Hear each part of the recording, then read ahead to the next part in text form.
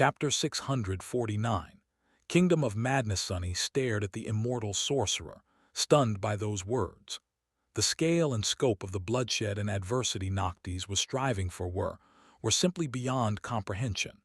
And yet, he had confessed this terrible desire with the same carefree, nonchalant, jovial attitude, as though he was indeed talking about brewing tea instead of waging war on 4 deathless saints and their armies.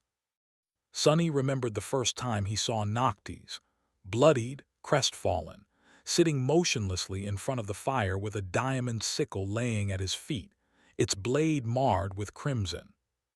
A grim and somber thought formed in his mind all by itself. Insane, you are insane, all of you are. He flinched, then removed his trembling hand from the emerald amulet. Noctis threw his head back and laughed, as if he heard the funniest joke in the world. The silent sailor dolls stood around him, motionless, staring into emptiness with their crudely carved eyes. The scene that was strange and fantastical a few moments ago suddenly seemed threatening and eerie. After a while, the sorcerer grew quiet, then glanced at Sunny with a mischievous smile and asked, "Yes, indeed, I could not have said it better myself. All of us are insane, but don't you get it yet, Sunless? Don't you understand why?" Sunny frowned, then shook his head. What the hell is he trying to say? How was he supposed to know why everyone in this damned nightmare seemed completely mad? And then something moved in his mind, a seed of a thought, a nascent hint of understanding. His pupils narrowed slightly. There was something strange about the Kingdom of Hope. He had first sensed it after escaping the Red Colosseum and facing Solving, that beautiful and utterly demented fiend. Her actions made a perverse and yet perfect sense, but there was still something wrong about her. Back then he had felt a vague suspicion. Something seemed out of place, something didn't make sense. And after, when he had been thrust into the never-ending nightmares, this feeling only grew stronger. He just had no time to think about it. Everyone here seemed slightly or greatly off. Every emotion was sharper and cut deeper. Every vice or virtue grew out of control until it turned into a destructive obsession. He had experienced it all, lived through all of it in the nightmares over and over again. Pain, sorrow, tragedy, madness. Even Sunny himself was affected by this insidious strangeness. His single-minded obsession with learning how to weave, the sudden intensity of his affection toward Elias, the subsequent crushing heartbreak over the young man's death, the unquenching hatred he had felt for the black steed. All of those things were not exactly out of his character, but slightly more consuming than they should have been. Remembering the past few months, Sunny shivered. Wait. Feverishly, he tried to recall all he knew about this nightmare. The 7 knives, the 7 immortals, 1,000 years of solemn duty, the terrible torture one of the rulers of the Ivory City had been subjected to by his own brother, the destruction of the sacred grove, the Shadow Lord making a choice to take a coward's way out before what?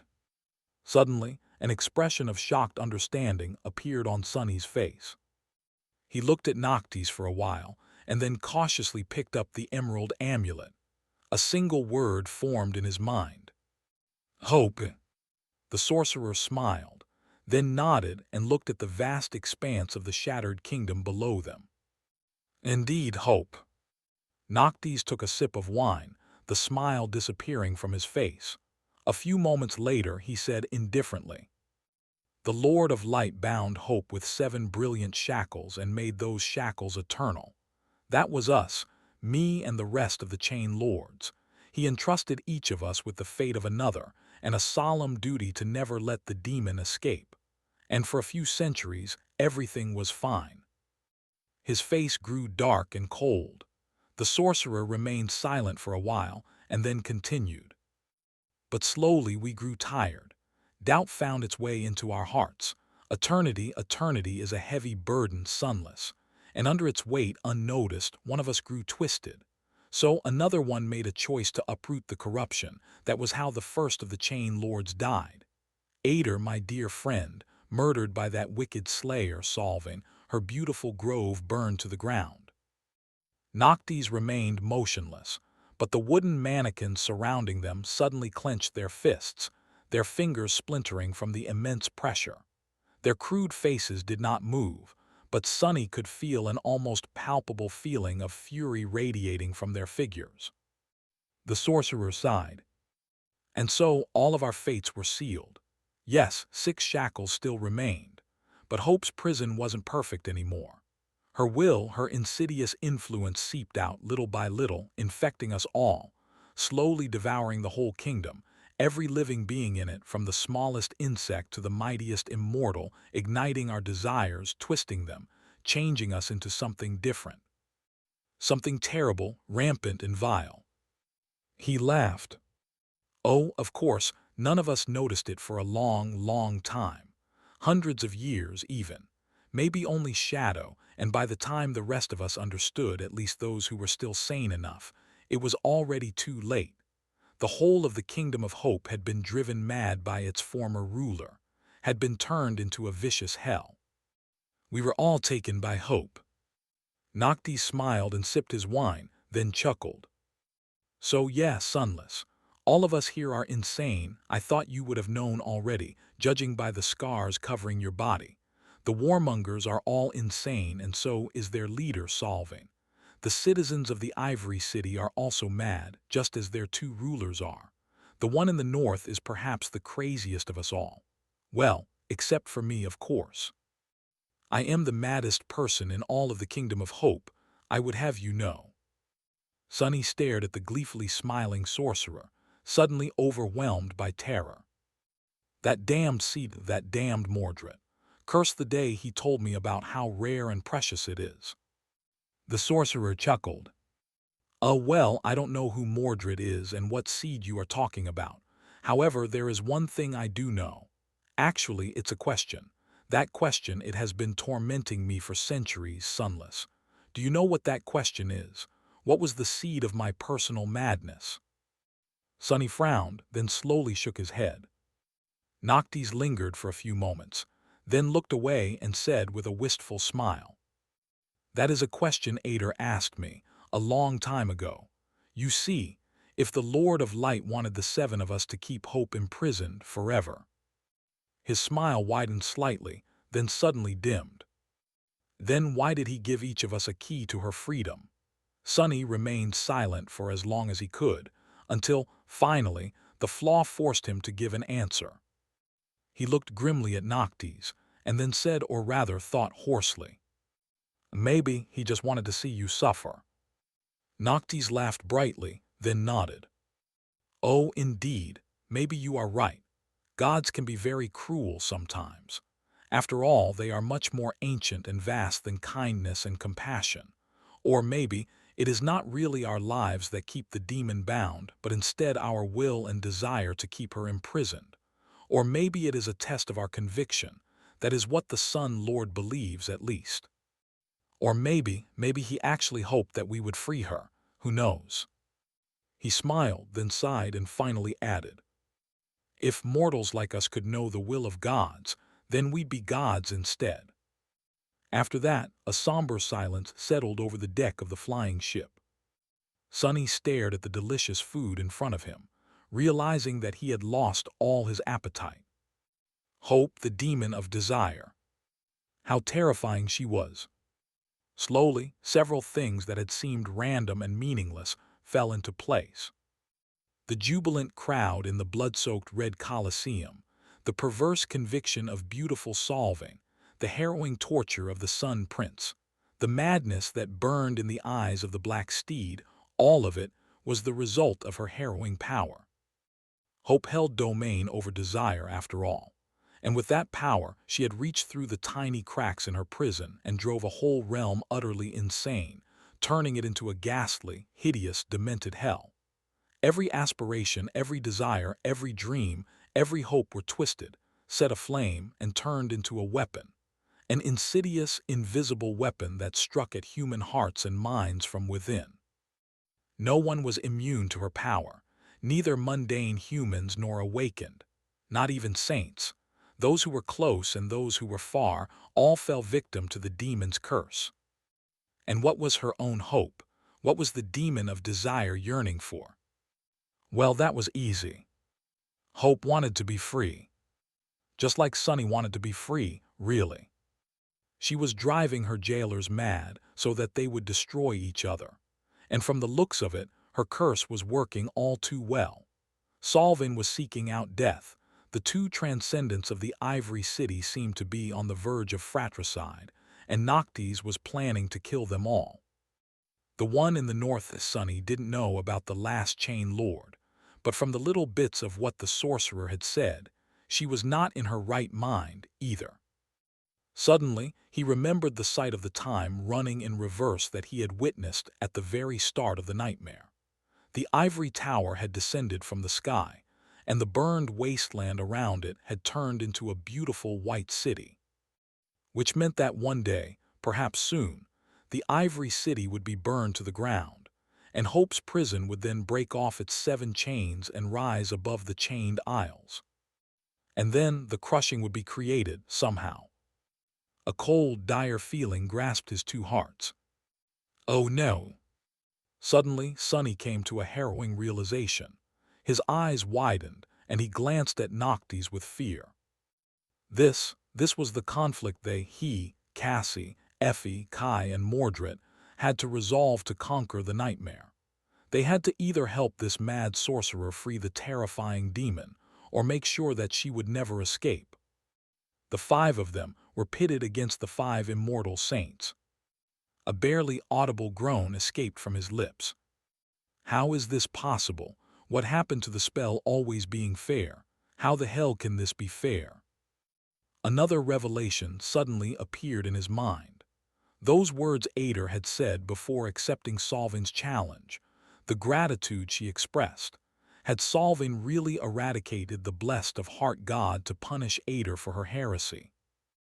Or had the beautiful warrior known all along what would happen if one of the Chain Lords was killed, and doomed all of the remaining immortals, including herself, to a fate worse than death, to a slow and inevitable descent into madness, followed by eventual destruction, all in order to free Hope from her prison and herself from eternal life? If so, she had indeed been the bravest of them all, and also the most hateful. Or admirable, depending on how one looked at it. But that didn't really matter. Sunny grasped the emerald amulet and channeled a somber thought, which came out in a hoarse voice. There was one thing that he still couldn't understand. The obsidian knife that I carry, the one that you lost. How were you going to kill the other Chain Lords without it, and without the knowledge about the glass knife that I received from the Black Steed? Noctis looked at him for a bit, then smiled darkly. That the drastic thing I was about to do. Well, it was a really terrible choice. I am very glad that fate sent you to me when it did, Sunless. He chuckled. You see, Sunless, desire is a very powerful thing. In fact, it is perhaps the most powerful thing in the world. It is what the gods were born from, after all, in the endless, ever-changing void of chaos. But there is one force more terrifying than desire, and that force is fate. The sorcerer looked away with a distant expression. Even gods are afraid of fate, Sunless. So I was going to make a deal with a certain creature, a harrowing, evil, and insidious monster, the vile demon known as Weaver, who holds domain over fate. These knives can kill us because they hold the strings of our fates, so if anyone can find a way to end our lives without the knives, it would be Weaver. As Noctis mentioned Weaver's name, he shuddered, then forced out a pale smile. But the demon of fate would have asked a terrible price of me, I'm sure. So it is very fortunate that you came along. Just imagine, that fiend would have made me into something ugly or even worse, poorly dressed. The horror.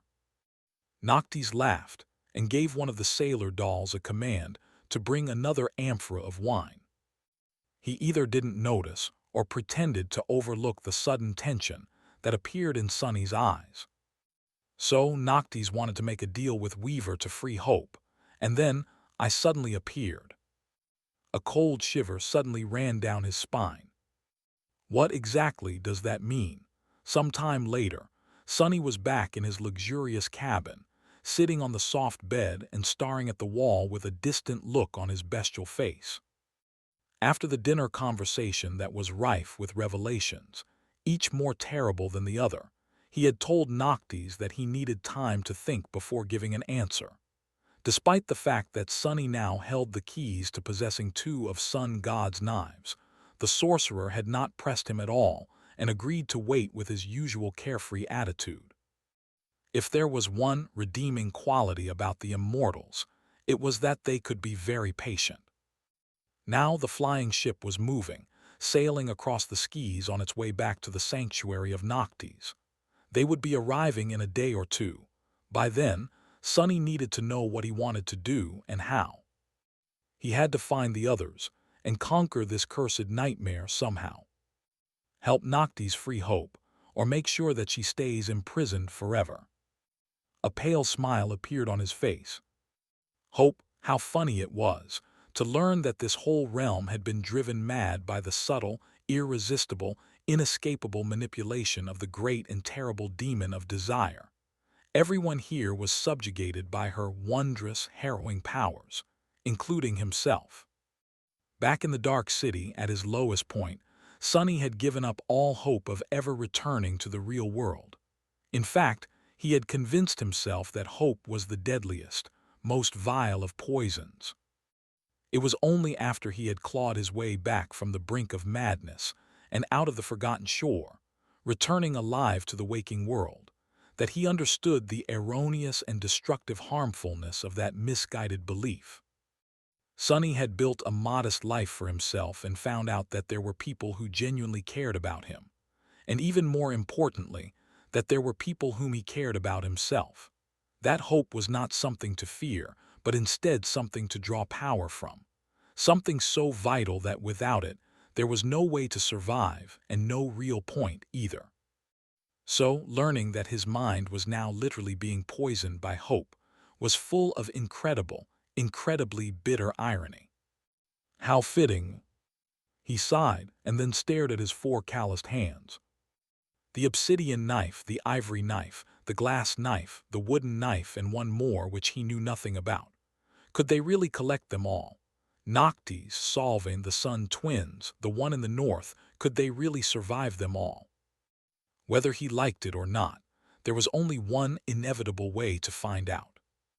First things first, he was going to have to make his way to the Iron Hand Island to see if the others had left clues to their whereabouts. Luckily, it was not that far from the sanctuary. Noctis had said that Sonny's new heart needed a week or two to settle, whatever that meant, so he wouldn't be able to go right away. But the goal was already in sight. After the cohort was reunited, they would have to make a decision about which side to support. The others, Sonny wondered where they were and how they were doing. Were they even alive? Had their journey in the nightmare been as harrowing as his? Recalling his own struggles, he shivered. The nightmares, most of them had faded from his memory, their details dissipating until all that was left was one dark, chaotic mess of vague images, pressing weight, and sharp emotions. But some were still clear and vivid in all their terrible splendor, especially the first ones he had lived through. He remembered it all, being a father who watched the flames consume his son, wife, and unborn child, an old man who dragged his weak body across scorching ash as his whole world burned around him, an immortal warrior being endlessly tortured by his own brother, and a cunning shadow who had grown too tired and indifferent to care about life. That last one was, perhaps, the most damning, not because it was especially torturous. On the contrary, the Shadow Lord had been content and at peace in his last moments, but because it showed Sonny the pain and sorrow of those whom the heartless immortal had left behind. That understanding was only made worse by witnessing how the Shadow's beloved steed had ended up, lonesome, broken, and consumed by madness, guarding the empty castle that his master would never return to until his last pitiful breath. But that was the nature of life.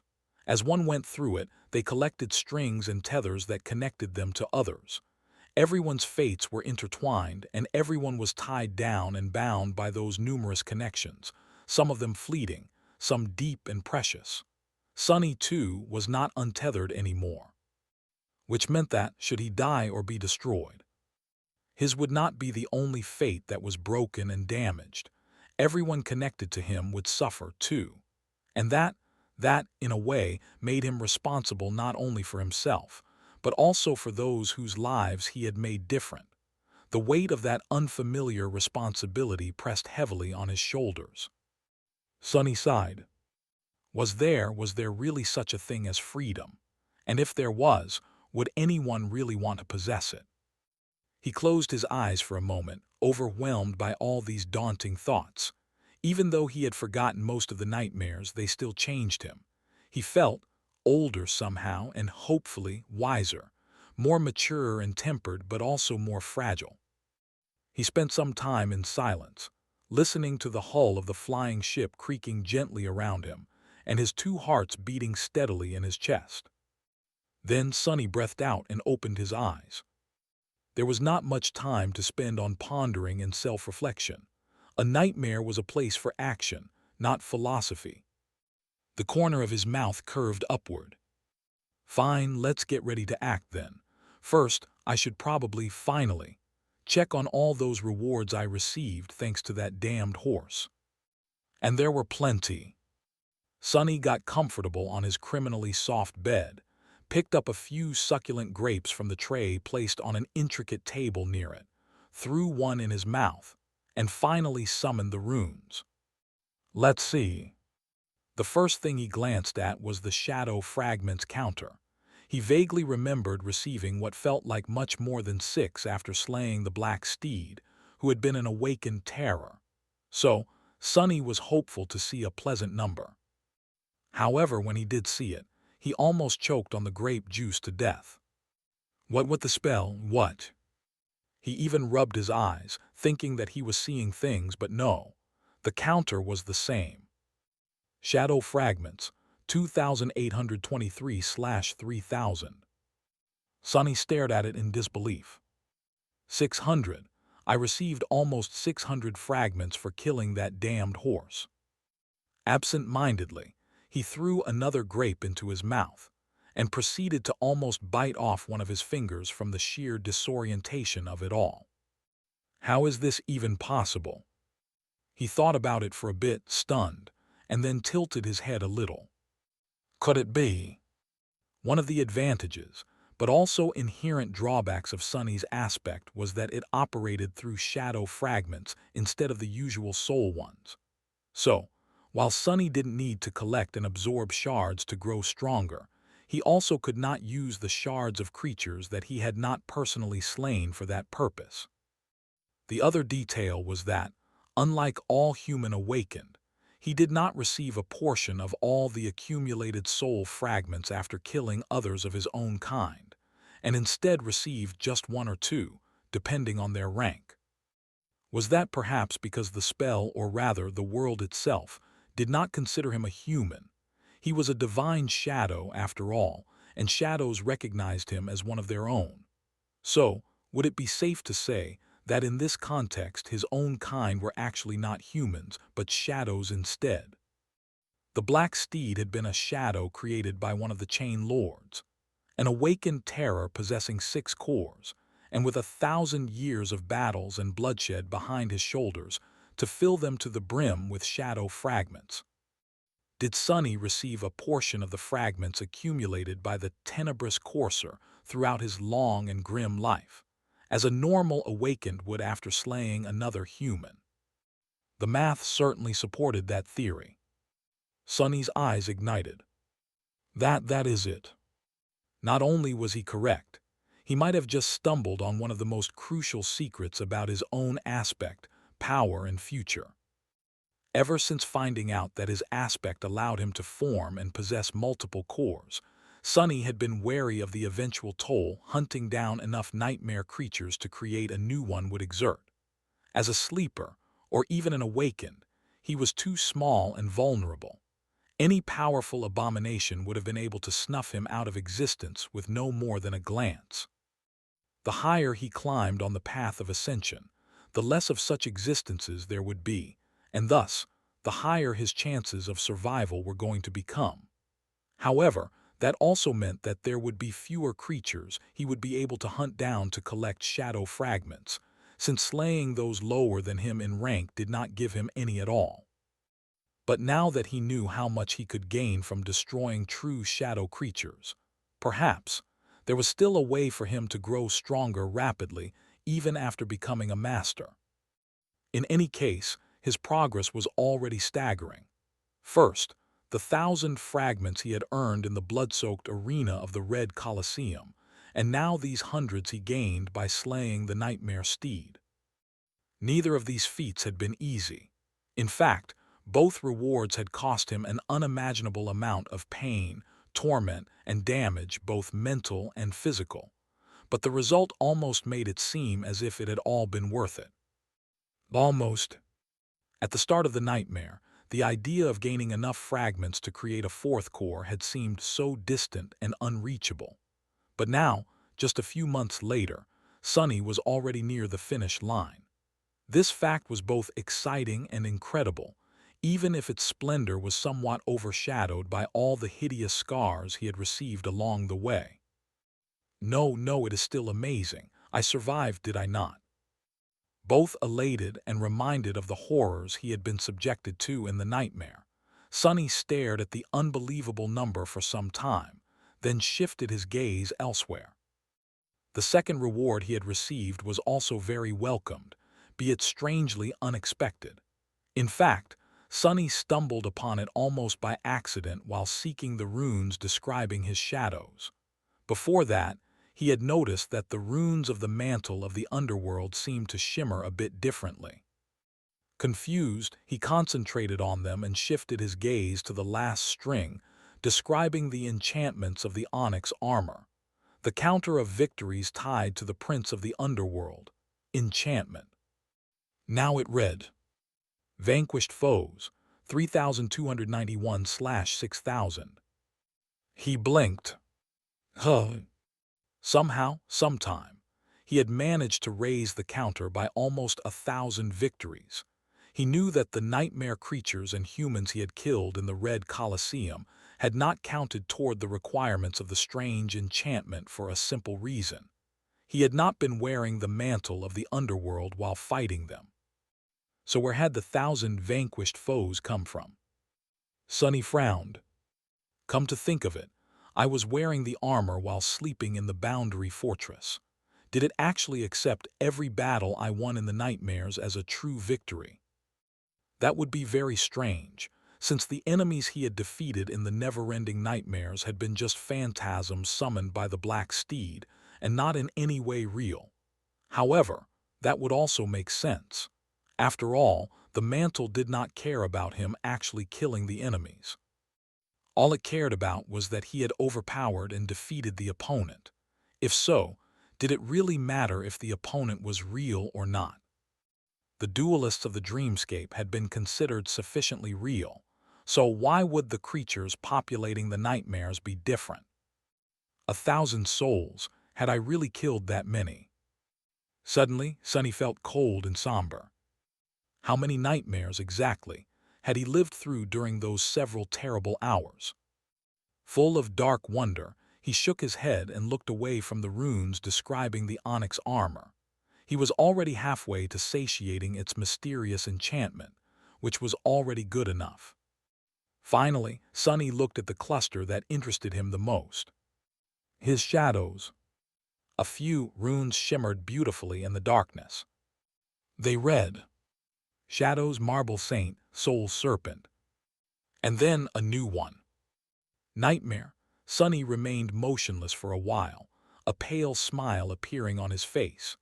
Beyond the window of his cabin, the sky was slowly turning black, the stars shining on its velvet surface as they welcomed the arrival of the newborn moon. Nightmare, so that is your name.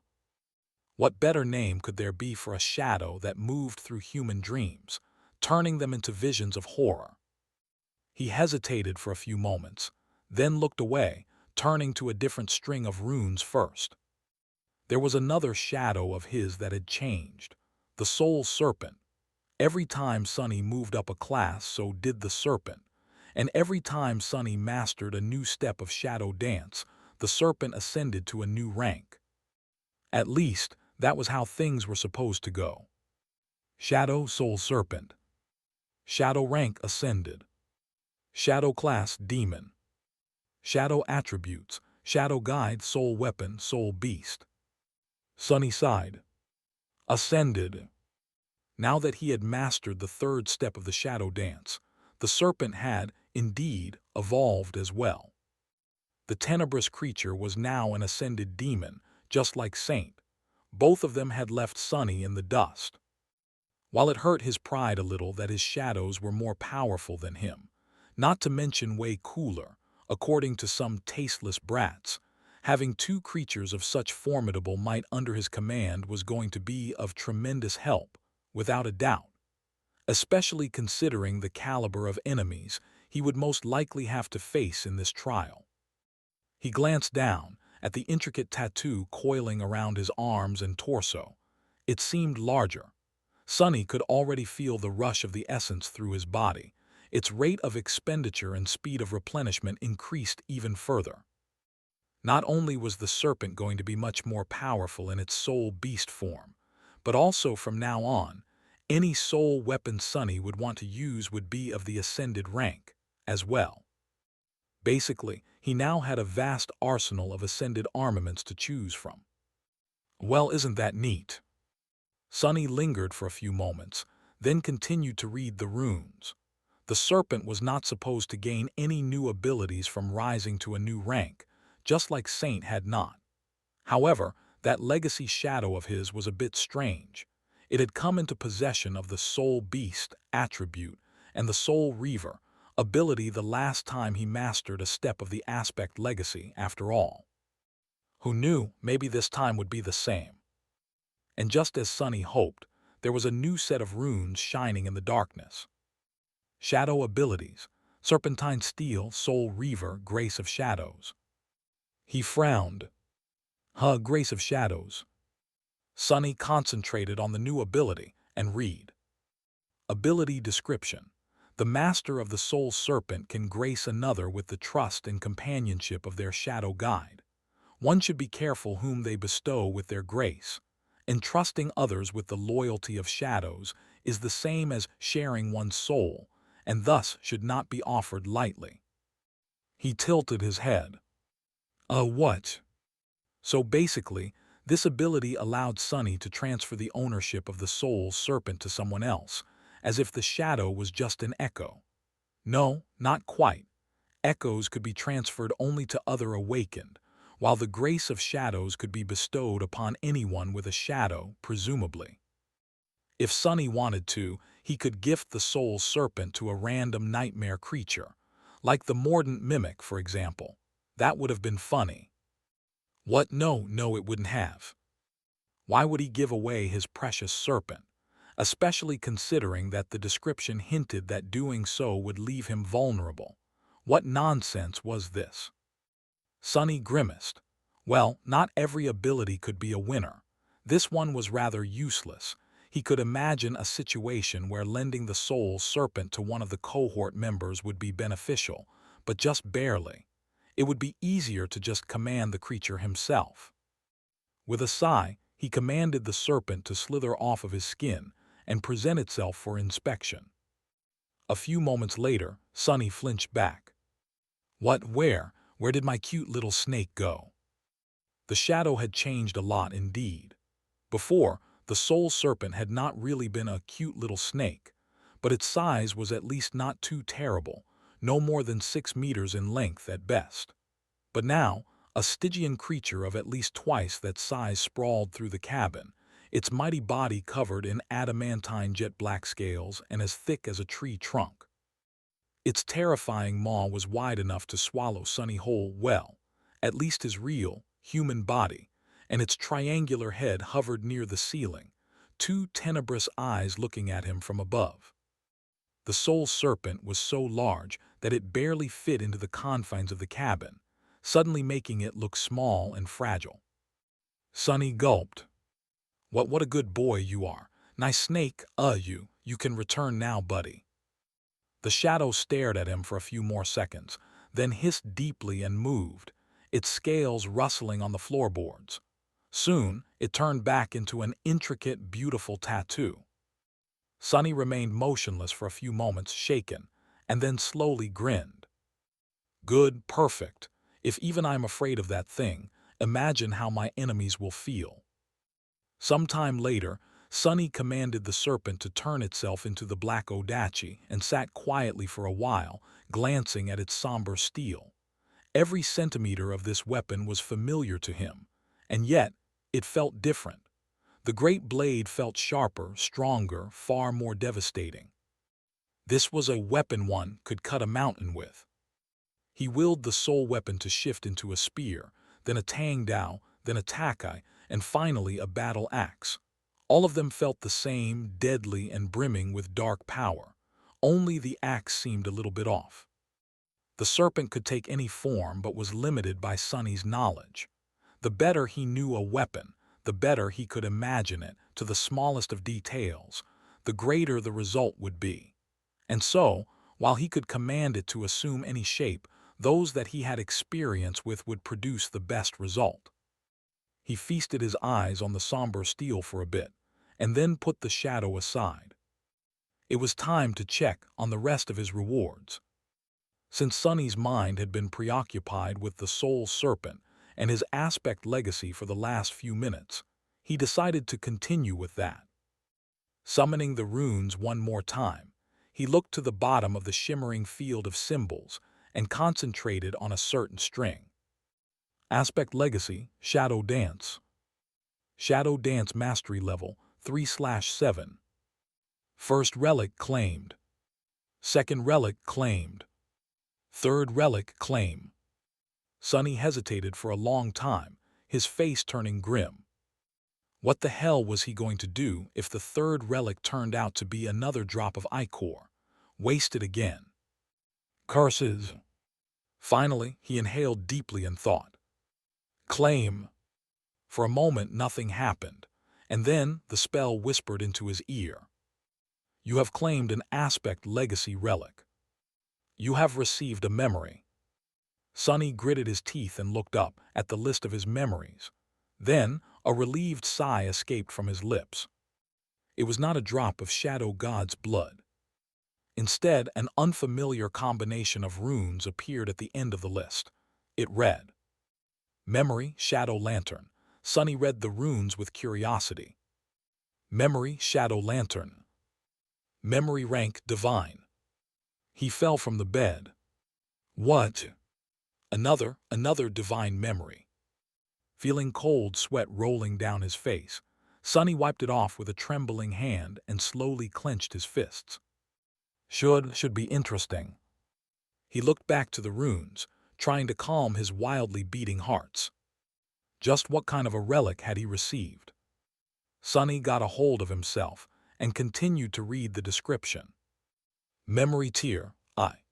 Memory type, tool. A tool makes sense. It is a lantern after all, but what does it do? Lanterns are supposed to produce light and illuminate things. That's not exactly what shadows are known for, is it? With a concerned frown, he looked back at the runes. Memory description. Death is just the shadow of life, said the goddess of life, and peace is just the failure of war. Have you ever been something that had not been stolen, made empty and vile? Have you ever done something that was not futile and hollow? Can you even exist without being cast by another? Look at how weak you are, how small you are. Am I supposed to be frightened of a small shadow? Made pale and feeble by the radiance of day, Shadow laughed and rose from the ground. As he did, his figure swallowed the land, devoured the heavens, and blotted out the light of the sun. Soon, there was nothing left around them but darkness. And from that darkness, a hiss came, making life tremble. Life is just the prelude to death, and war is just the key to open its gates. Everything you cherish, everything you nurture, everything that starts with you will one day be mine, be welcomed by me, swallowed by me, and find peace within me. This is the mercy of shadow. Hal, futile. You might have come first, my sister, but when your cruelty ends, I will be all that remains. Sunny shivered. Damn, was Shadow God always that creepy? Due to his closeness and affinity to shadows, he had never thought about the god of shadows as terrifying. After all, even other gods had not held Shadow in high regard, at least from what Sunny knew. His temples had been burned and destroyed, his followers turned into slaves. Even his aspects and attributes seemed to pale in comparison to others. God of peace, death, solace, and mysteries. That sounded humble and rather inconspicuous when compared to something like Goddess of the Black Skis, the god of storms, depths of the oceans, of darkness, stars, travel, guidance, and disaster. But things that preferred to remain unseen and unheard were often the most dangerous, weren't they? Sort of like Sunny himself. He shook his head, pondered about the description for a bit, and then smiled crookedly. I guess War God did not like Shadow God at all. Well, that's not surprising. In many ways, they are the opposite of each other. No wonder every time I meet someone from the war camp, I end up either having my heart torn out or, even worse, lured into a nightmare so cursed that all other nightmares ought to give it face. He sighed, then continued reading the runes. Memory enchantments, gates of shadow. Enchantment description. This lantern devours light and can contain, and then release, an infinite amount of shadows. Sunny blinked. Hug. The enchantment didn't seem like much, for a divine relic, that was unless one really thought about the meaning behind those words. Infinite. He suspected that in this case, the word was used to describe an actual infinity instead of a fake one, like with the endless spring. If that was the truth, yes, an object that could contain infinity was indeed worthy of being divine. It simply broke all the laws of reason. However, how did it help Sunny? He frowned, a little bit disappointed. Why couldn't it be a nasty, all-destroying sword instead? He summoned the memory and saw a small lantern weave itself from darkness in his hand. The thing was not too big, about the size of his palm, and made out of black something. It didn't feel or look like any material he had ever seen, resembling stone more than anything. The frame of the lantern was intricately engraved, making it seem and feel like the scales of a serpent, and its walls were made out of glossy black morion. There was a ring of dark metal on its top, with a short chain attached to it. It could be held in a hand or fastened to one's belt, if need be. As soon as the lantern appeared, the darkness of the night that surrounded Sunny instantly became deeper and colder, oppressive and impenetrable. Any hint of starlight was devoured, turning the interior of the cabin completely black. He, of course, could still see through that darkness, but anyone else would probably have a lot of trouble.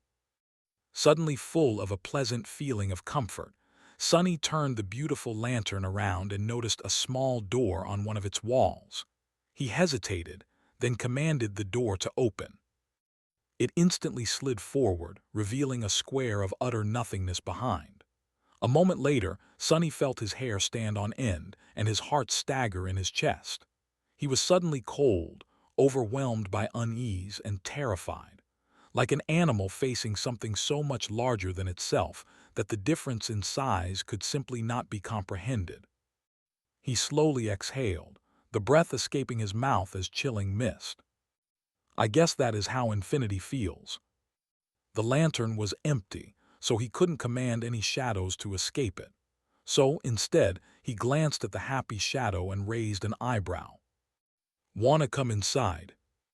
The shadow looked at him with fear, then energetically shook its head. Sunny rolled his eyes, then turned to the creepy one. "What about you?" The creepy guy stared at him for a bit, then shrugged indifferently and disappeared into the small door, as if he had never been there. Sunny could still vaguely feel their connection, but not in the way that he was used to. He couldn't see, hear, or sense what the shadow was seeing, hearing, and sensing. All he knew was that it still existed, somewhere else in a terrible, vast, dark, and cold place. His face grew dim, and he commanded the creepy shadow to return. The weird guy flowed out of the lantern, shrugged again, and planted himself back on the floor. Then, when it thought that no one was watching, the shadow shuddered and hugged itself for a moment. What a strange memory. What was the use of it? Sonny summoned Saint and tried to repeat the experiment, but to no avail. The tenebrous night remained motionless when he told her to enter the beautiful black lantern, not showing any signs of knowing how to abide by the order. I guess it doesn't work with shadows. He frowned, then lowered the lantern to the ground and brought it closer to wild shadows hiding in the corners of the cabin. Then, feeling extremely stupid, Sonny thought aloud. Do you want to come inside?" The shadows moved slightly, flowing toward the lantern, and then swiftly slid through the black door. A hint of a smile appeared on Sonny's bestial face. Now we're talking. That I can work with." Satisfied, he closed the door of the lantern, and then dismissed it. Sonny was still a little bit sad that the relic had not turned out to be a destructive weapon, but his disappointment waned. While not as immediately useful, the lantern would allow him to carry friendly shadows, an infinite amount of them, no less, with him at all times. That would counteract the main weakness of his aspect, the fact that most of his abilities only worked within the veil of darkness, to a large degree. And without a doubt, as his powers grew and the number of his abilities increased, having a swarm of deep shadows at hand would only grow more useful. Plus, he had a feeling that he had not discovered all the secrets of the shadow lantern yet. But now it was time to study his last and most important reward. It was time to meet an old friend, the shadow of the black steed, whose name was Nightmare. Sonny sighed, then closed his eyes and dove into the soul sea. The tranquil, lightless expanse of his soul was the same as ever. The black water was still and silent, reflecting the three dark suns looming in a perfectly even triangle above. Only the rows of motionless shadows were different from how they had been before, crowded with countless victims of the Red Colosseum. Despite the fact that Sonny's body was now very different, his soul remained the same. He walked to stand between the three shadow cores and called upon Nightmare. A beautiful black steed walked out of a whirlwind of dark flames in front of him and stopped, its adamantine hooves sending ripples through the silent waters. The shadow was just as he remembered it, tall and graceful, with a lustrous jet-black coat and lean muscles rolling under the skin. Its mane was long and luscious, and its tenebrous eyes glowed with fearsome crimson flames. The courser had 2 long horns and a mouth full of sharp fangs that resembled that of a wolf. The horns, the fangs, and the hooves were all forged out of a strange black metal that seemed to be able to compete with the impenetrable onyx of the mantle of the underworld. Sonny shuddered, remembering the pain and shock of being struck and bitten by them. As soon as Nightmare appeared, he felt a whispering fear appear in his mind. Strangely tense, Sonny took a step forward and raised one of his hands, patting the stallion on the muzzle. "Hey there, we meet again, old friend." Nightmare was, indeed, an old friend of his, at least of the part of him that had relived the final day of the Shadow Lord's life and their last exhilarating ride together. But just like Sonny was a different person now, this beautiful shadow was, too. The madness was gone from the stallion's crimson eyes, and so was the burden of hundreds of years of sorrow and loneliness. It was as though the black steed was now reborn, still remaining the same being, but also somehow renewed by the purifying darkness of death. As Sonny patted his muzzle, Nightmare pressed it against the calloused hand and looked at his master with a pale, distant hint of recognition. The crimson glow of his eyes ignited with a new intensity, and the black steed snorted, its voice full of quiet affection. Satisfied, Sunny summoned the runes into existence and glanced at them, curious to see what, exactly, his new shadow was capable of. He read, Shadow Nightmare. Shadow Rank Awakened. Shadow Class Terror. Shadow Description. This beautiful steed was tamed by the treacherous lost from light in the depths of a harrowing dream. The two shadows battled across countless nightmares, shattering them all apart.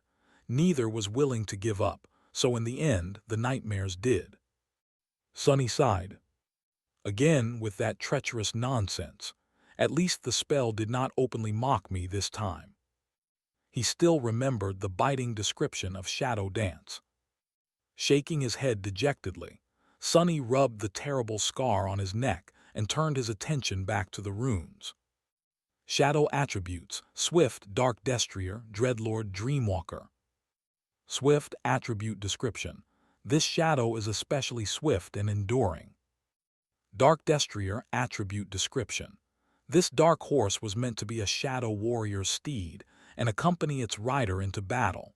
It is fierce, loyal, and knows no fear. Its speed, strength, and resilience grow when surrounded by darkness and shadows.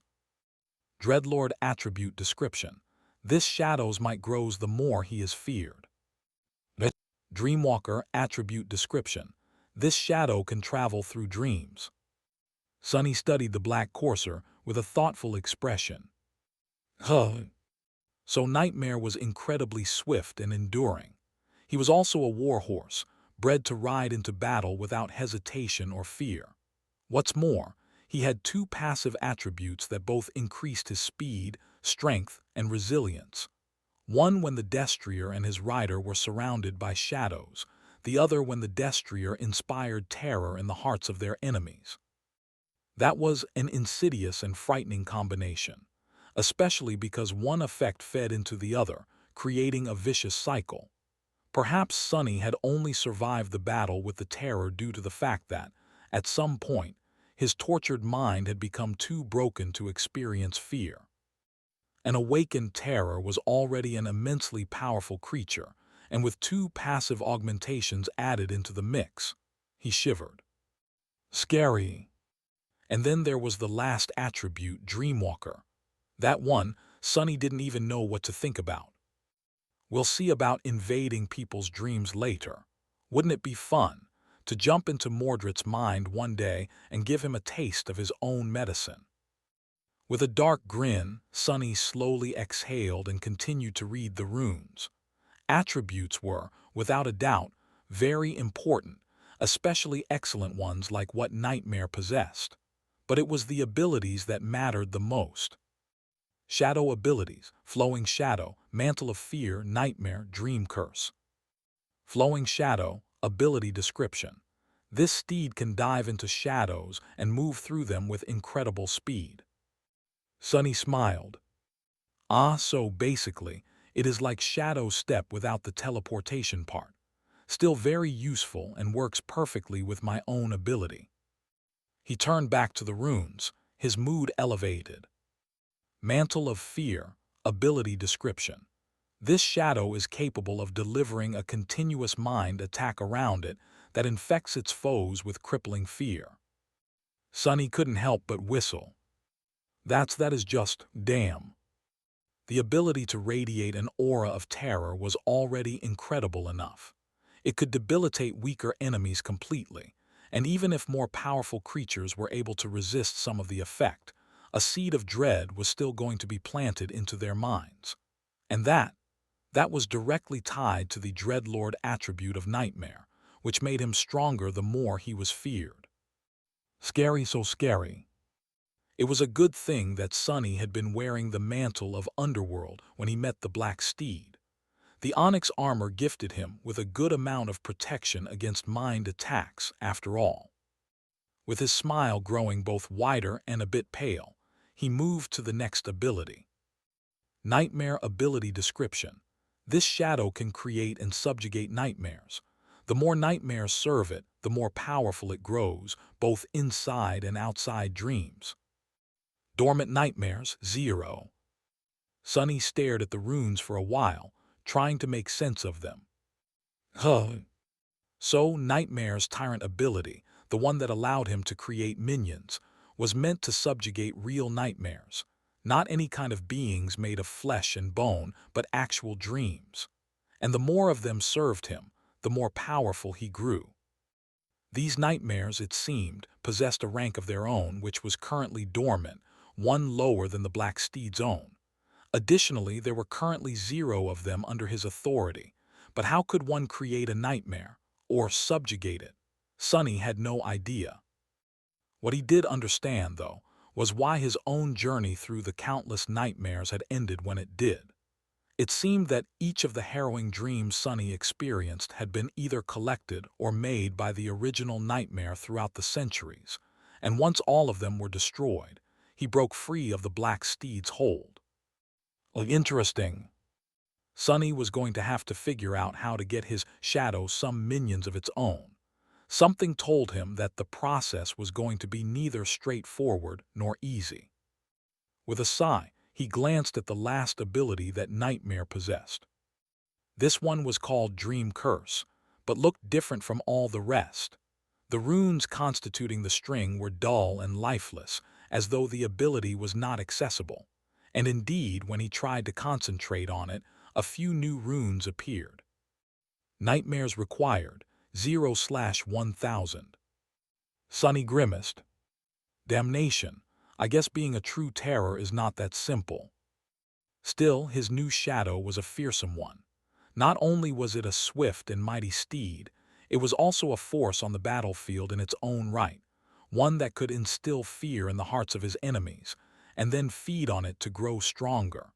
More than that, it was a true shadow creature, which meant that its attributes and abilities went perfectly with his own. Sonny had experienced the terrifying fury of the Black Courser himself, so he felt giddy knowing that this fearsome creature was going to be fighting on his side from now on. Gods knew he was going to need as many powerful allies as he could find. His smile dimmed a little. There was one very obvious flaw about Nightmare. It wasn't the Black Steed's fault, of course, but saddened Sonny nevertheless. He let out a deep sigh. Yeah, if only you came with a saddle. How was he supposed to ride this scary horse without a saddle? What nonsensical injustice was this? Not wishing to disparage the noble steed, Sonny hid his dismay, patted Nightmare on the back, and grinned. Good horse, Nightmare. Don't you worry. You and I are going to terrorize so many humans, nightmare creatures, and vile immortals that you'll collect some nasty dreams in no time. They will all be scared of us, you'll see. The only thing scarier than a treacherous shadow is a treacherous shadow atop a magnificent shadow horse, after all. I think that's how the saying goes. Or not. In any case, you and I will do great and terrible things together. If there is no such saying yet, there will be soon. With a satisfied grin, Sonny dismissed the Black Courser, then left the Soul Sea and lay down on his bed, enjoying its immaculate softness. Tiredly closing his eyes, he thought, I really deserve some rest. And as the flying ship of a mad sorcerer sailed across the sky, he fell peacefully asleep.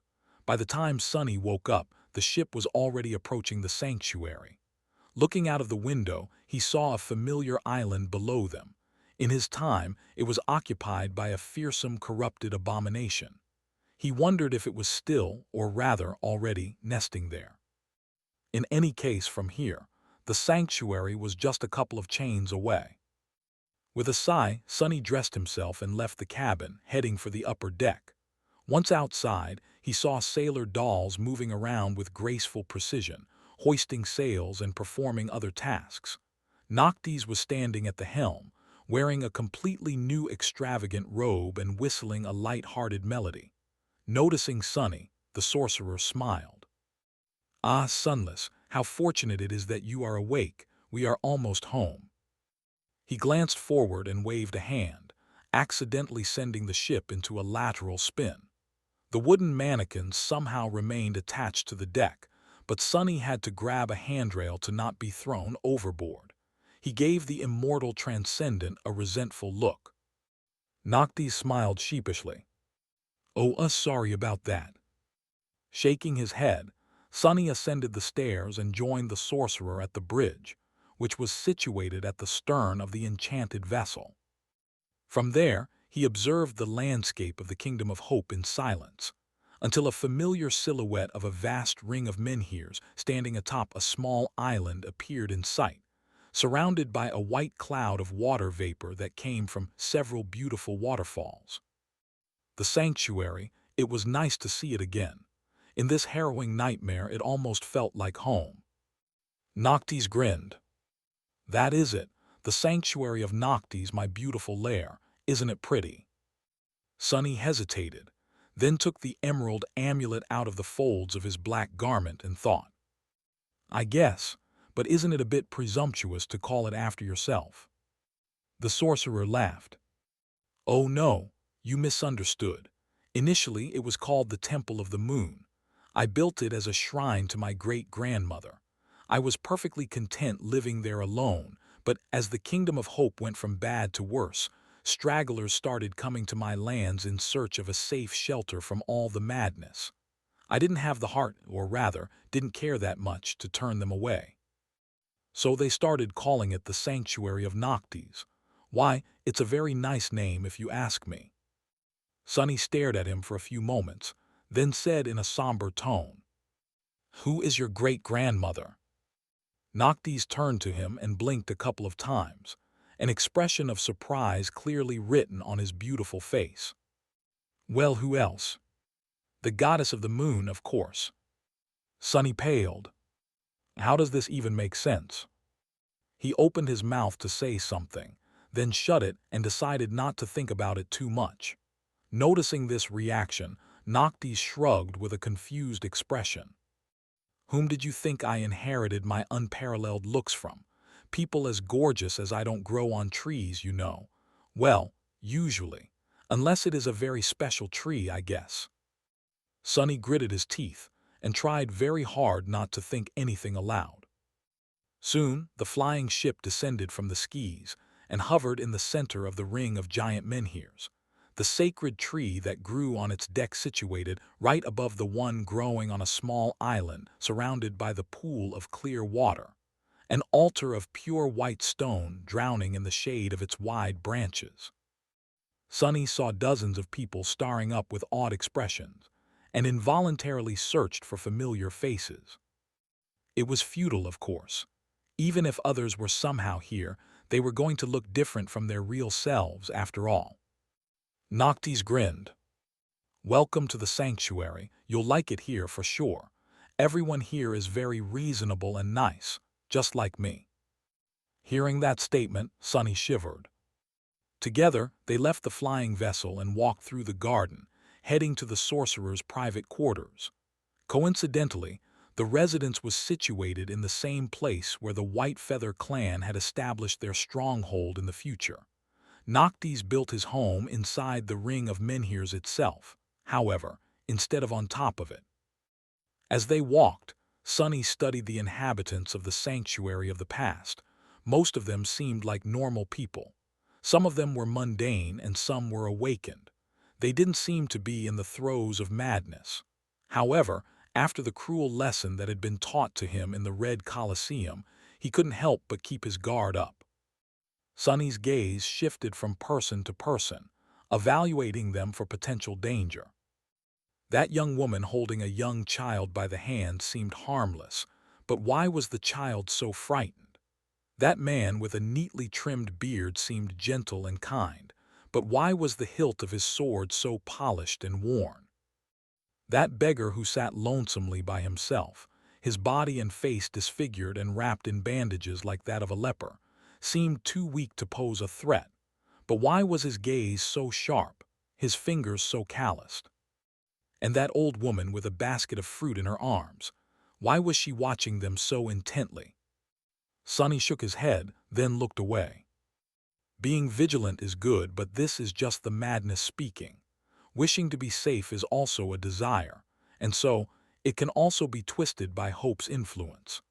After the torments I experienced in the Red Colosseum and the nightmares, my mind is already unstable. I need to keep myself in check, or something terrible will happen. What dangers could there be here, in the stronghold of an immortal saint? As long as Noctis himself did not decide to attack Sunny, he would be more or less safe. And speaking of Noctis, the sorcerer led him to a beautifully engraved wooden door, then opened it and led Sunny inside. His residence was just as one could expect, spacious, decorated with the most exquisite furnishings, and populated by all kinds of magical servants.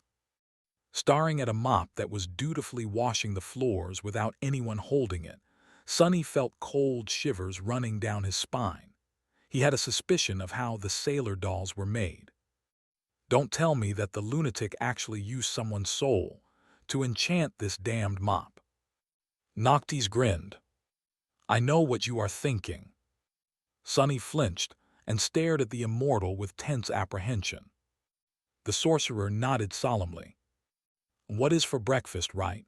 Oh, don't you worry, Sunless. I take breakfast very seriously. Let us eat, then drink, then talk. He sighed. I'm sure you have a lot of questions. I have a couple myself, to be honest. After a full and delightful meal, the two of them sat in silence for a while, enjoying their drinks.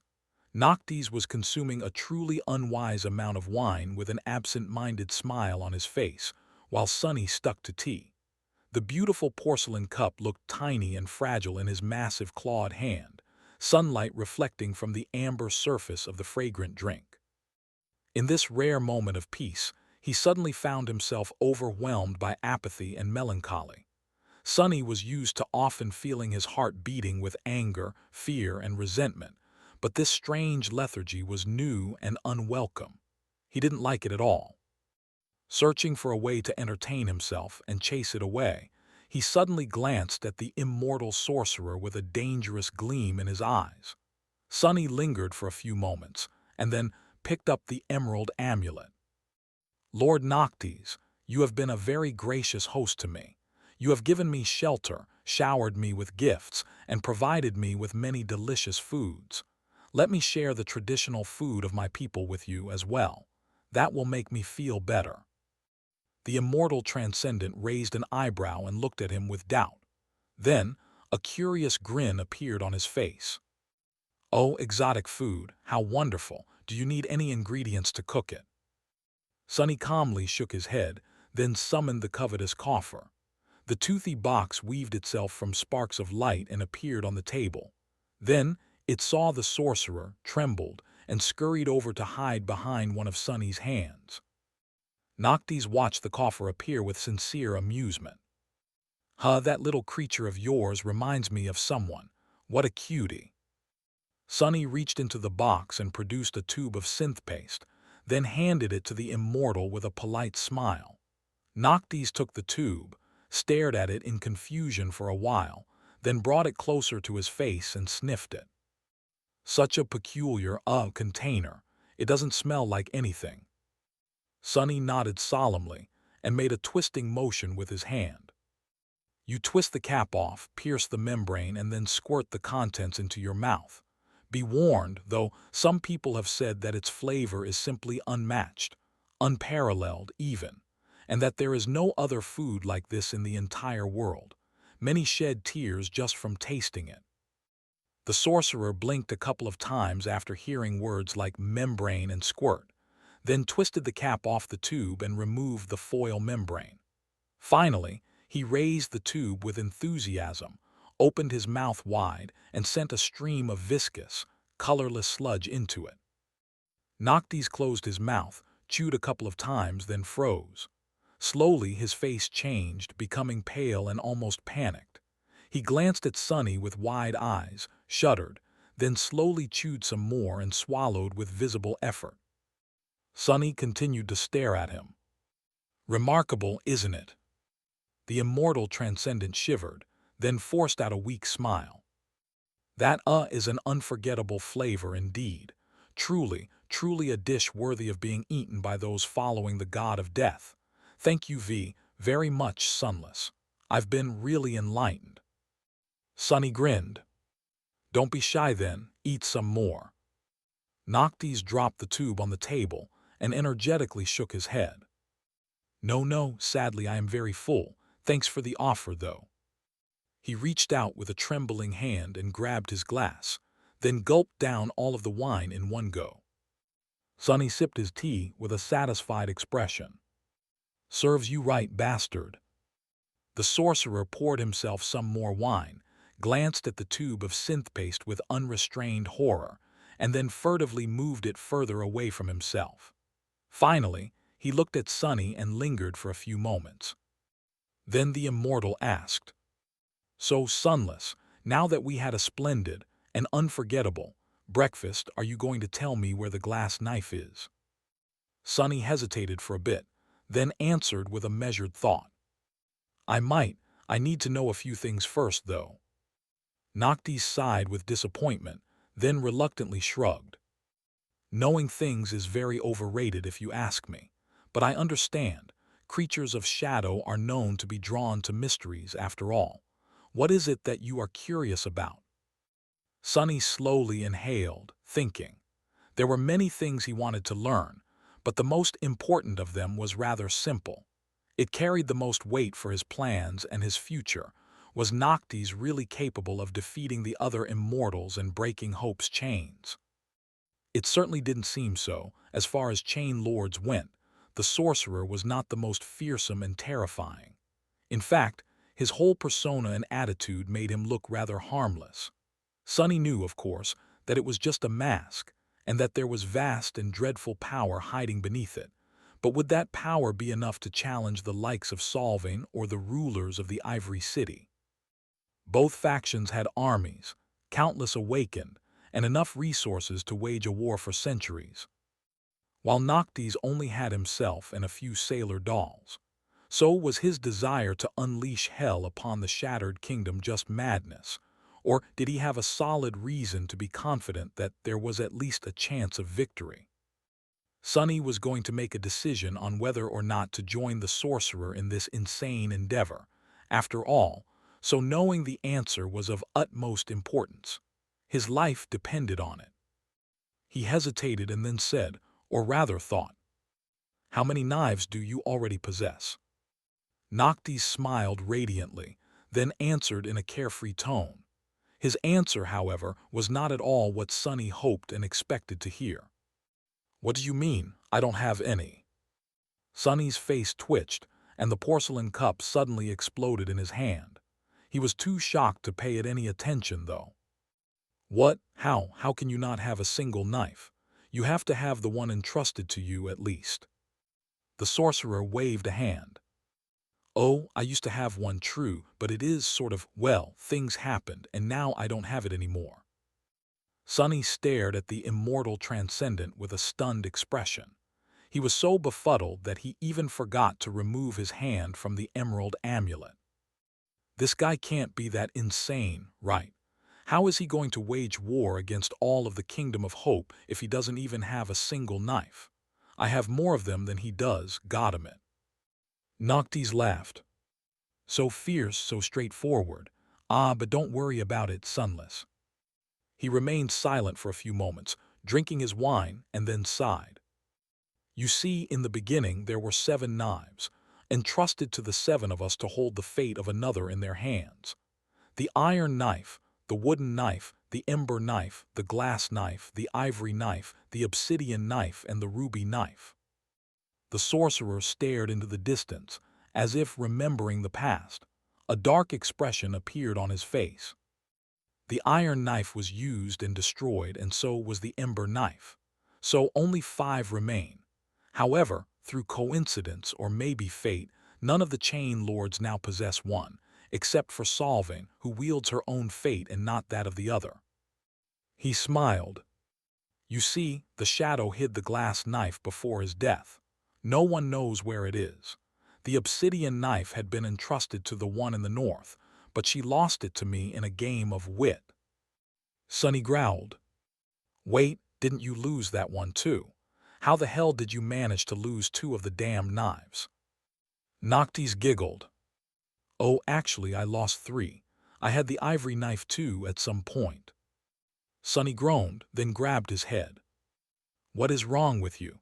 Why is all of this so confusing? The sorcerer remained silent, smiling politely. Finally, he sighed. Oh, you are right. It is very convoluted, I guess, for someone who hasn't been living it all for centuries. So, let me start at the beginning and explain to you the fate of each of the knives. Then, you will understand why I dare to challenge all the other chain lords and how I hope to defeat them. Sonny grimaced, then nodded dejectedly. Noctis poured himself more wine, remained silent for a few moments, and then spoke. The glass knife is the most simple to trace. Sitting on a plush cushion with a glass of fine wine in his hand, Noctis recounted the fates of the 7 divine knives. The iron knife was destroyed when Lady Ader was murdered, and the ember knife was stolen and destroyed when the shadow took his own life. Of the remaining 5 knives, the glass knife is the most simple to trace. It belonged to the shadow, and now it is where the shadow had hidden it. He paused and then continued. The ruby knife, that one was entrusted to me. Some time ago, well, I was a bit concerned about my state of mind. Hope's madness is very insidious, sunless, and not even someone like me is immune to it. So, frightened of what I might do, I gave it to a dear friend of sorts for safekeeping, which means that you and I know the location of 2 knives already. The sorcerer sipped his wine and frowned. Then there is the obsidian knife, which I won from the one in the north in a game of wit. The others weren't happy at all that I possessed 2 knives, so I placed it on the altar in my sanctuary and proclaimed that everyone who manages to gather enough of my coins can take it. A heavy sigh escaped from Sonny's lips. You did what? What was wrong with that guy? It was a relic created by Sun God they were talking about, the key to an immortal's death. Why would he just put it where everyone could see it and even put a price tag on it? What madness was this? Noctis shrugged with a guilty look. Listen, those coins are very precious, I'll let you know. Who could have thought that someone would actually be crazy enough to collect them all? But someone did. A very determined and reckless young man, in fact. That daredevil took the knife and disappeared. He was probably killed for it, but where and how, no one knows. The obsidian knife was lost, but as I said, these knives never remain lost for long.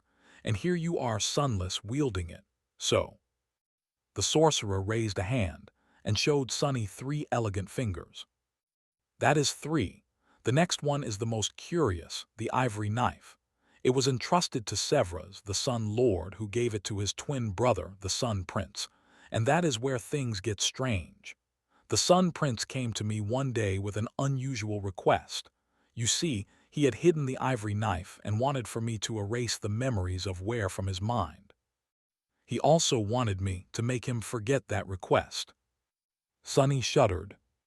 He destroyed those memories on purpose, even before the terrible torture.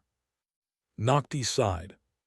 While my aspect has to do with souls, I was very close to Ader, the priestess of Heart God, before she was killed by solving that cursed murderer. So, I inherited a few things and a lot of knowledge from her. That was why the Sun Prince came to me, although I still don't know what his motive was. Regardless, I agreed to help him and removed the memory of the ivory knife's secret location from his mind. However, the sorcerer smiled. I did not just destroy it. That would be too boring, don't you think? Instead, I kept the memory for myself and eventually retrieved the ivory knife. Sonny shook his head. So where is it? How did you manage to lose that one too? The immortal transcendent shrugged. Well, the one in the north was still angry with me and wanted a rematch. The stakes were high, and that time, sadly, I didn't win. She got the ivory knife and then threw it into the sky below. That was very silly of her. It is impossible to really lose one of the knives forever, so it was bound to return one day. And recently it did. I don't know where it is, but it is back, that is for sure. Sonny looked at him for a while, a somber expression on his face. He was pretty certain that he knew who had the ivory knife, Mordred, the Prince of Nothing. And if that fiend wielded it, even gods would not be able to predict what was going to happen. Noctis, however, didn't seem concerned. He sipped his wine with a smile. No matter where it will turn up soon enough. So the only knife that remains is the wooden knife, which is in Solving's possession. This one is the simplest to get, although not the easiest. The murderous witch, you know, is more than ready to give it to anyone whom she deems worthy enough to try and kill her. So we don't even need to search for it. Sooner or later, it will fall into our hands all by itself. Sonny remained silent for a bit, then said in a somber tone, "So let me get this straight. There are 5 knives. The obsidian knife is in my possession, and the glass knife is hidden in a place that is only known to me. The ruby knife is hidden in a place only known to you. The wooden knife will be given to us by Solving if we defeat her, and the ivory knife is somewhere out there, being pulled toward all this mess by fate." The sorcerer nodded with a smile. "Indeed, so, you see, while I do not possess any of the knives yet, getting 3 out of the 5 would not be too difficult, and the 4th one will naturally appear on my path. 4 out of 5. It doesn't look that crazy anymore, don't you think?" Sonny hesitated.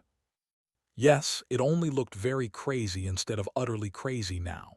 But all he needed was to know that there was a chance of victory, and now it seemed that there was.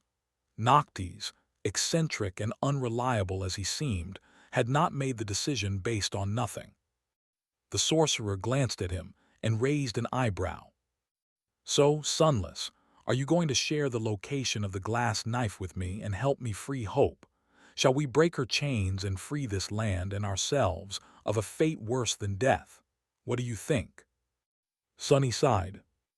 That was a very troublesome question, and completely inescapable at that.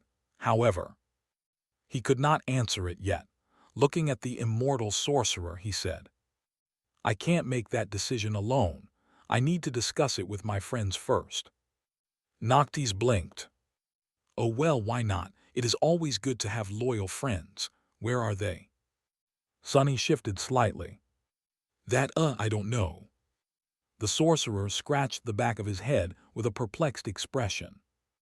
"I guess we'll have to find them first then. Tell me, what are their names?"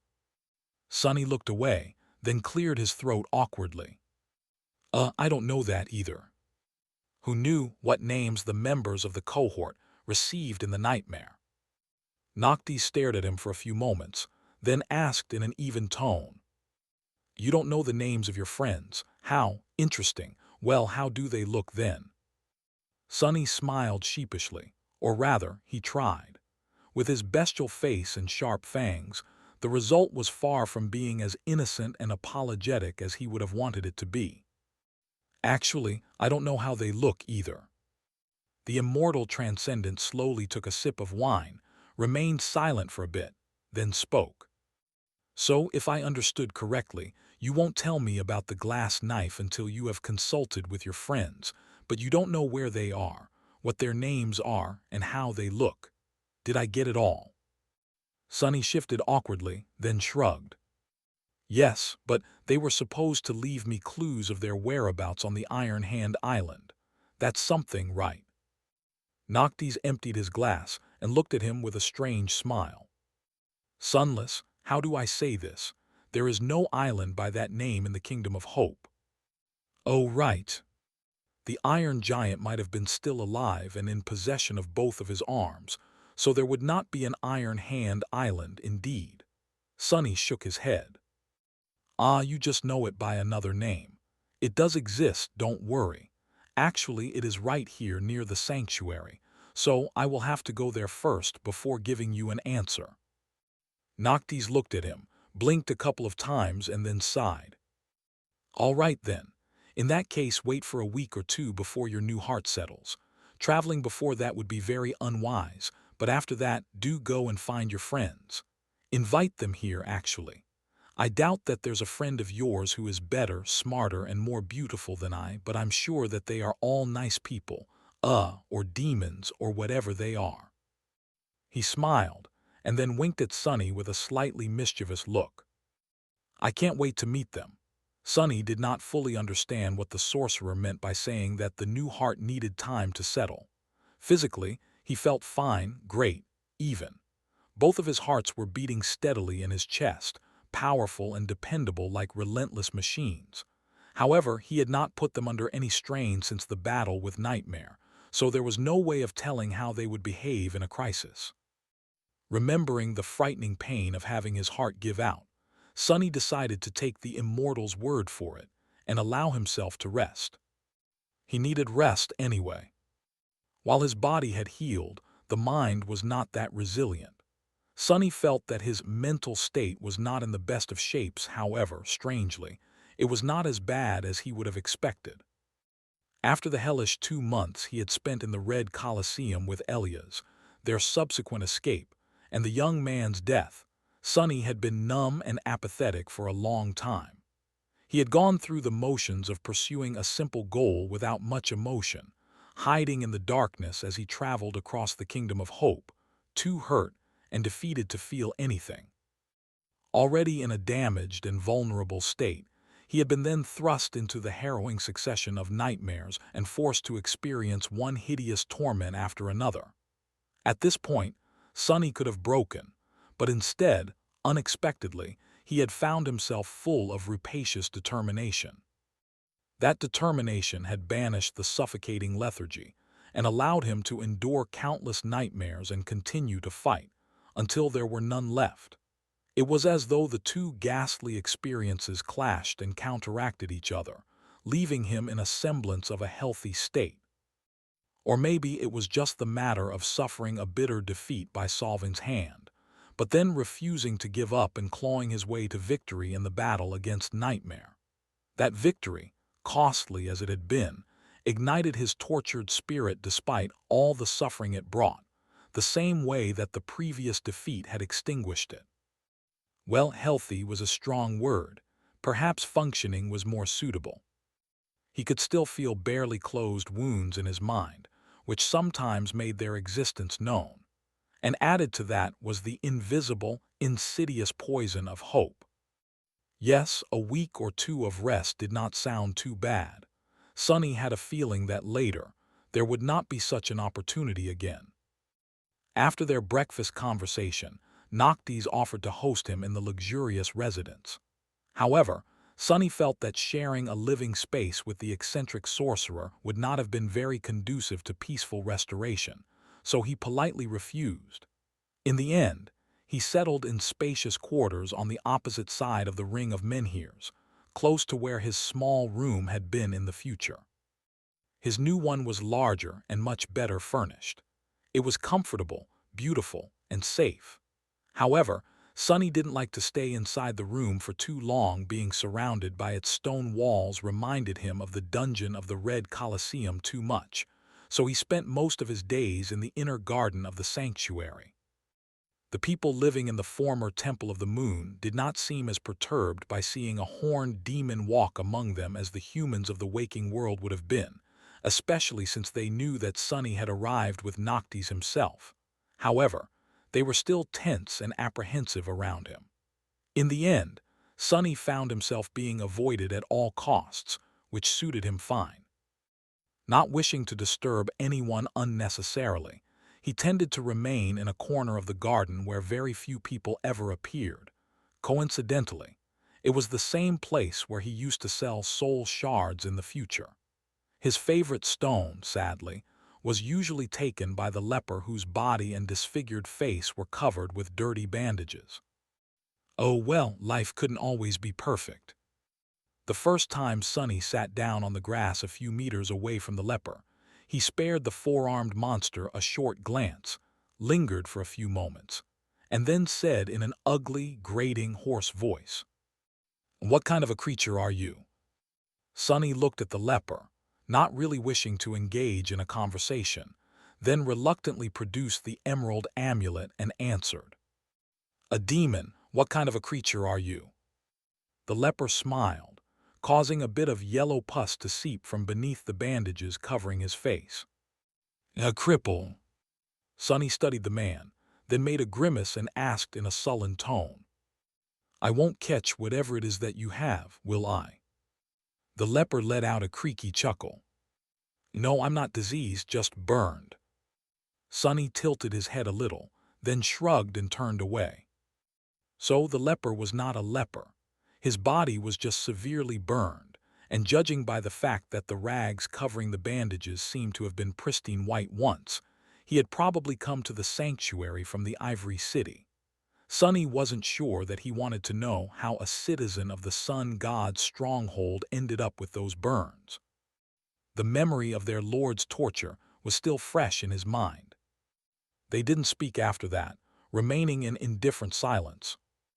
Looking at the empty corner of the beautiful garden around them and the distant figures of humans going about their lives, Sonny couldn't help but remember his first day at the academy. Back then, two outcasts, Cassie and himself, had been segregated from the rest of sleepers in a similar fashion. Suddenly, in a somber mood, he put the amulet away and thought, "Some things never change, do they?" Of course, he would have preferred to be in the company of a beautiful oracle instead of a hideous cripple. That was only fair, considering that the cripple would have without a doubt preferred company of someone like Cassie to that of a ferocious-looking demon, as well. With a sigh, Sonny threw these thoughts out of his head and closed his eyes, trying to meditate. 2 weeks, that was all the time he had to prepare himself for the encroaching hell of an obliterating war. For the next several days, Sonny did nothing but sleep, rest, and practice weaving. His 2 new wooden fingers were able to channel essence, which showed just how incredible Noctis was at his craft. However, they could not touch the ethereal strings. It seemed that only Sonny's own flesh and bone were capable of that. He was already accustomed to manipulating the shadow strings without those fingers, though.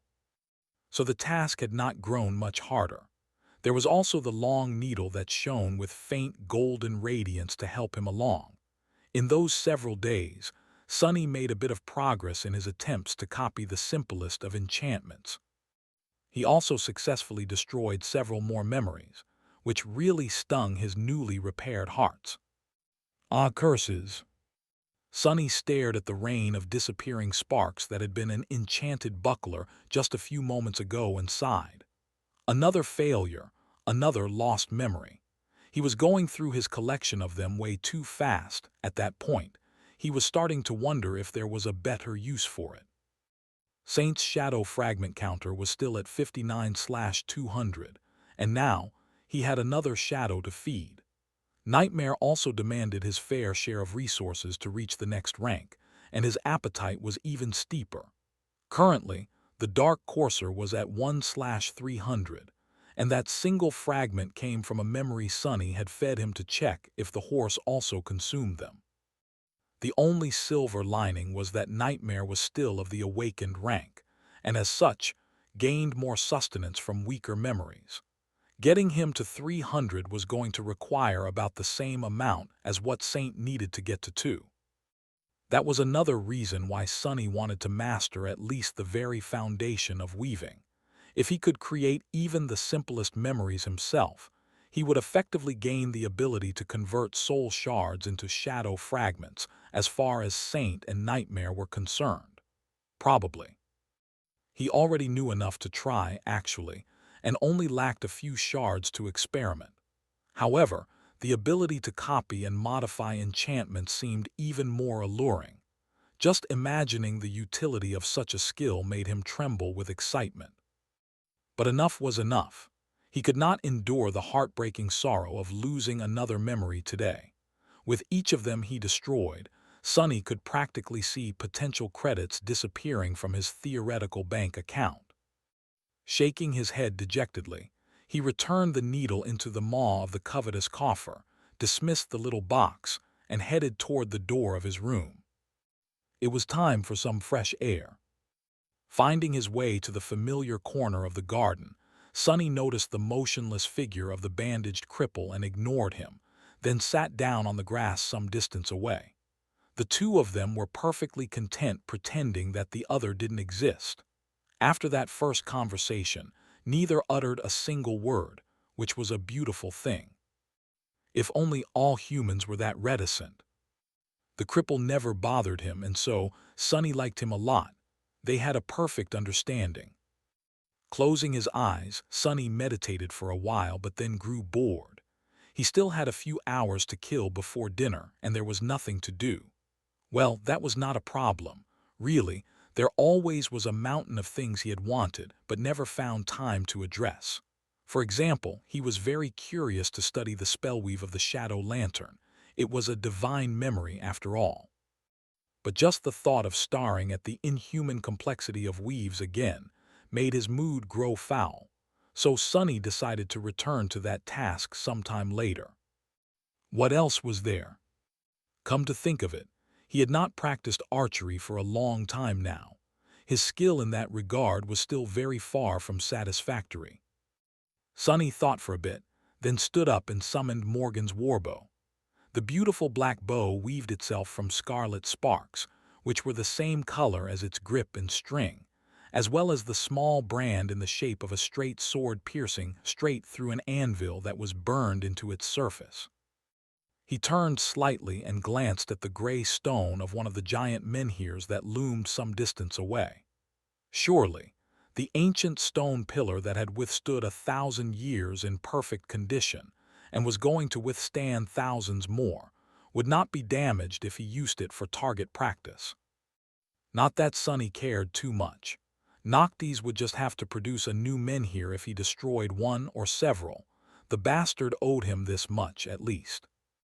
With a short sigh, he raised the bow, placed his fingers on the string, and strained his muscles to pull it back. Due to the unbending enchantment of the fearsome warbow, Sonny needed all of his might, as well as the help of the shadows. Just to draw the string, no mundane human would have ever been able to do that. And even among the awakened, only those with aspects providing exceptional physical enhancement could hope to succeed. But thanks to that, every arrow sent flying by the black bow went especially far and hit with devastating strength. And speaking of arrows, as Sonny was drawing the string, a shadow appeared on it, then grew heavy and solid, turning from a ghostly shade into a sharp arrow. The other enchantment of Morgan's warbow, soul arrows, allowed it to attune to the soul of the wielder and create arrows that shared its affinity. The arrow Sonny just created was utterly black, with dark fletching and a narrow head that seemed to be made out of a sharp piece of obsidian. This was a shadow arrow, which flew swiftly and didn't produce any sound at all. It was also perfect for finding cracks in the enemy's armor. Actually, he could create a different kind of arrow too, due to his high divine affinity. Those arrows were lustrous and seemed to be forged out of pale gold, their broadheads perfect for slicing flesh and causing terrible wounds. There was probably another quality to them, but Sonny had yet to figure it out. In any case, that didn't matter right now. Bringing the string to his ear with some effort, Sonny struggled to hold it in place, then closed one eye, took aim, and jerked his fingers away from the arrow. The string hit the inner side of Sonny's forearm, and the black arrow shot forward with incredible speed. Attracted by the sound, the cripple turned his head and stared at Sonny from beneath his dirty bandages. A moment later, the arrow hit the giant menhir, completely off the mark. He had aimed at a tiny crack on the surface of the ancient stone, but had not managed to strike anywhere near it. Looking down at his forearm, which now had a deep cut, Sonny clicked his tongue and let out a dissatisfied growl.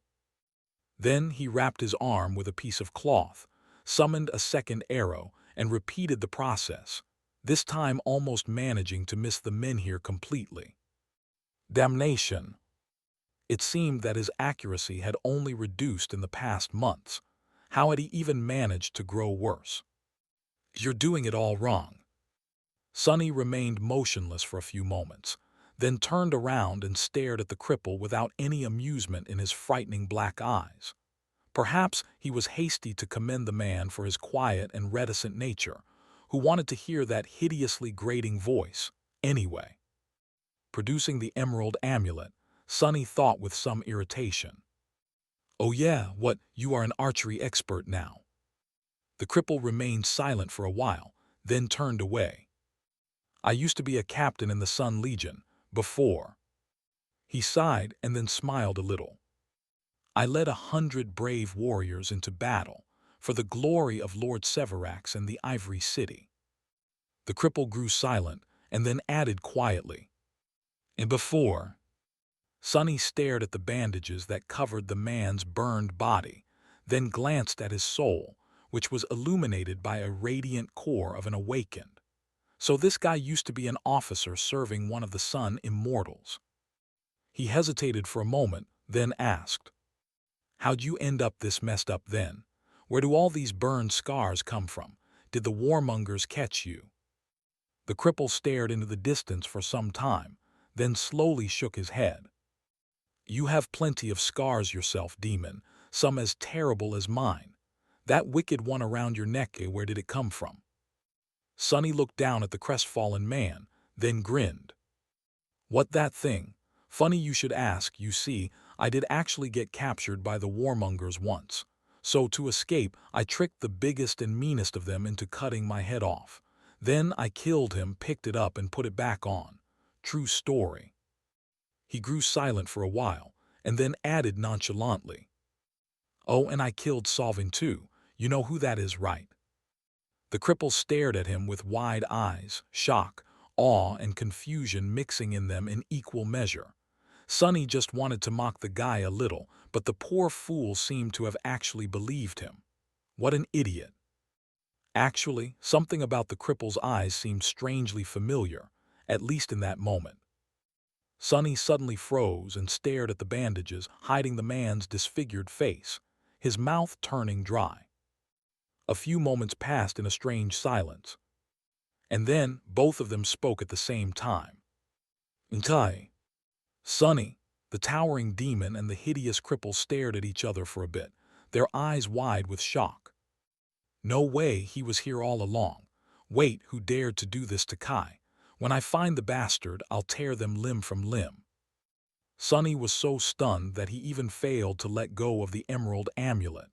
He gritted his fangs, then asked a question, at the same time as Kai did. "Who did this to you? Why are you so tall?" Flustered, the two fell silent for a moment. Then Sonny reached out and grabbed the cripple into a crushing hug, wrapping all of his 4 arms around him. Who knew?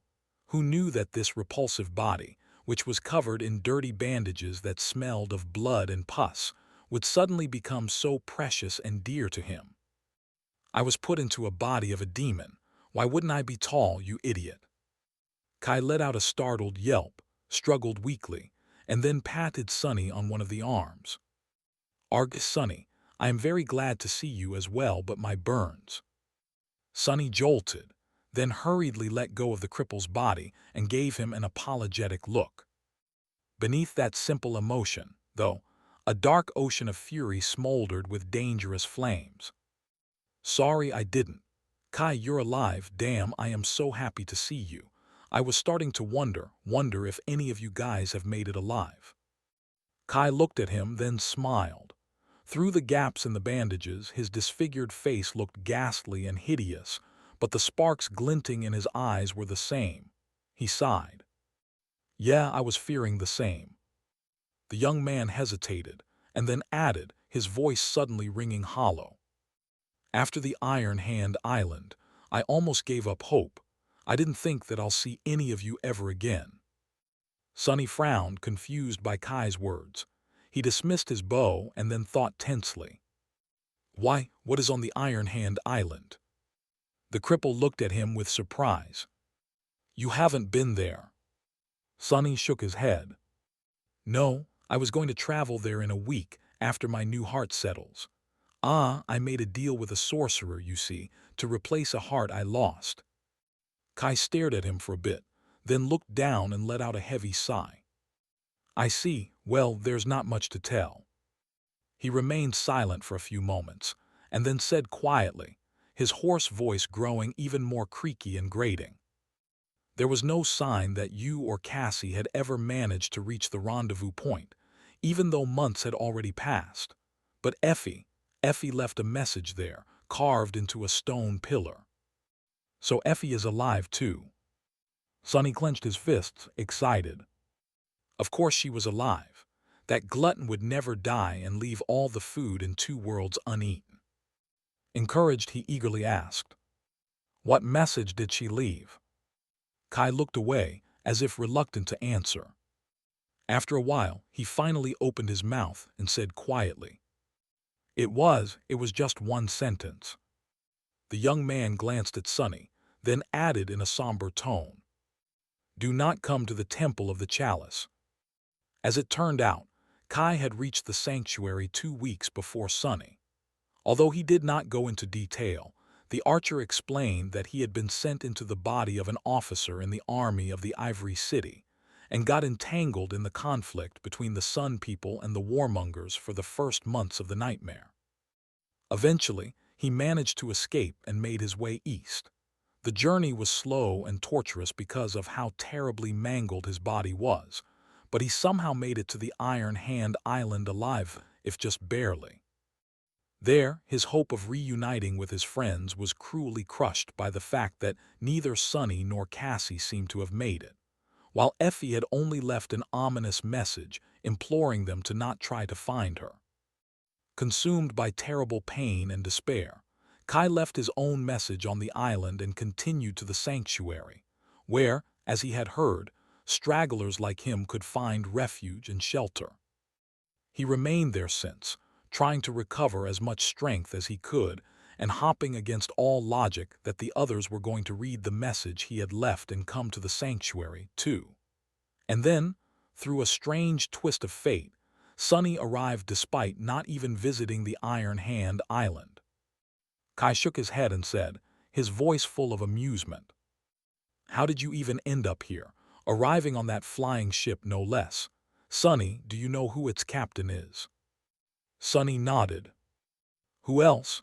It's Noctis. That guy goes around insisting that he is now my best friend. You see, the spell sent me into the warmongers' territory, where I was captured and forced to participate in their wicked trials. I barely escaped with my life and stumbled upon him while fleeing to the southern island. He needed a favor from a shadow creature, and I needed passage to the eastern parts of the Chained Isles. So, that's how I arrived here on that ship."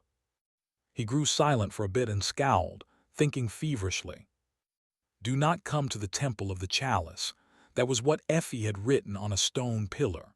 However, Sunny had heard of the place before, in the nightmare of the Shadow Lord. "Give the glass knife to the war maiden in the Temple of the Chalice." That was what the immortal Shadow had told the original owner of the four-armed demon's body.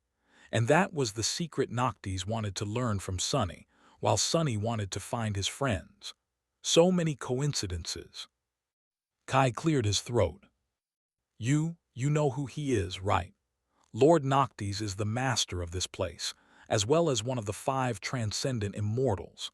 Throughout the Kingdom of Hope, he is feared and revered in equal measure, and his name is synonymous with mystery and power as well as debauchery, mischief, and disaster. A being like him, although Lord Noctis is rumored to possess a merciful heart, he is still dangerous and terrifying. Sunny, are you sure that you should be getting entangled with such a being? Sunny glanced at Kai and remained silent for a while, then said in a grim tone, "There is not much choice. He is the axis of this nightmare, dangerous, terrifying. Noctis is all that and also so much more. However, all of that is not very important right now." He sighed, and then turned toward the residence of the frightening immortal with a dark expression on his face. "What's important right now is that he can help us find Effie. Thanks for watching. Please subscribe and like the video and comment down if anything wrong in the story. And if have any suggestion to a new novel or want next part of any series, comment down. Our target is to get 1K subscriber. There will be surprise for all of you. Stay tuned.